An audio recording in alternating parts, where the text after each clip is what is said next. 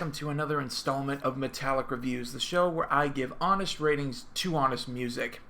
Today, we're headed to the beautiful state of Colorado for a band that in 2019 gave us an absolute banger of a death metal album. Hard to believe it's already been 3 years since this album came out.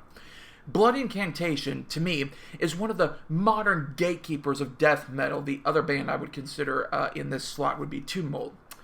Now, as far as Blood Incantation is concerned, they've certainly exploded onto the scene here in the past few years, solidified by their masterwork, Hidden History of the Human Race.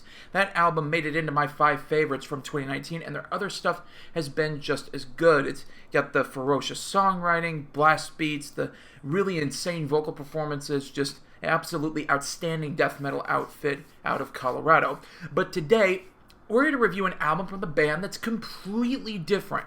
It only has 2 tracks, but both exceed 15 minutes and are absolutely not what you'd expect. Yes, it's their new EP disguised as an LP, or maybe LP disguised as an EP, however you want to say it, Timewave 0, released February 25th on Century Media. Now, it's ambient, which means a lot of droning and a decided lack of what this band normally does. How'd they do? Let's dig in and find out.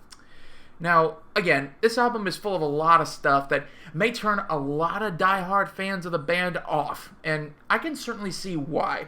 There's nary a guitar like a blast beat or a rough vocal to be found here. There's really not even any music in the traditional bassist sense of the word.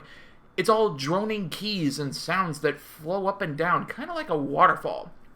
It's the type of album where you'd want to spend the entire hour staring off into space, contemplating life's biggest questions, before going back into whatever you were jamming to beforehand.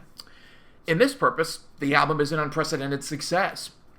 I'd call the effort a roller coaster, because it pushes and pulls with every single successive phrase. First it's here, and then it's down here. And then it's up here, and then it's here, and then here, and then here. And this type of push-pull is just, it's all over the album. It intrigues the mind and draws the listener further into this spacey, cosmic array of absolute nothingness. Of course, if you're Deathclock, then this is the absolute heaviest, most brutal thing a band could ever release. Cue the meme! Anyway, the whole push-pull theme that goes on here is the album's greatest strength, but it can also hamper it at times.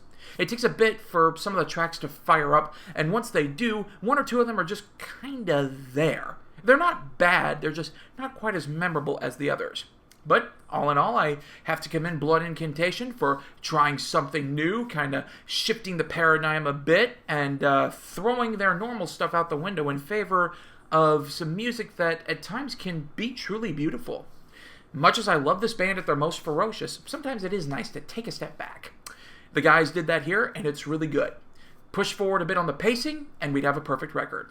That said, the strengths are easily enough to overcome the tiny bumps experienced on this spaced-out, wacky ambient release. It gets a 4.5 out of 5. Thanks so much for watching. Click like, don't forget to subscribe for more metal reviews. Next week, I've got an album that's among my most anticipated of the year. These guys wrote my favorite metal album of 2019, and then the world went to pot. Now they're back with another album about World War I. Yes, it's Sabaton, with the war to end all wars, and we'll be diving in right here. I hope you'll join me. You've been watching Metallic Reviews, where I give honest ratings to honest music, and I'll see you all next time.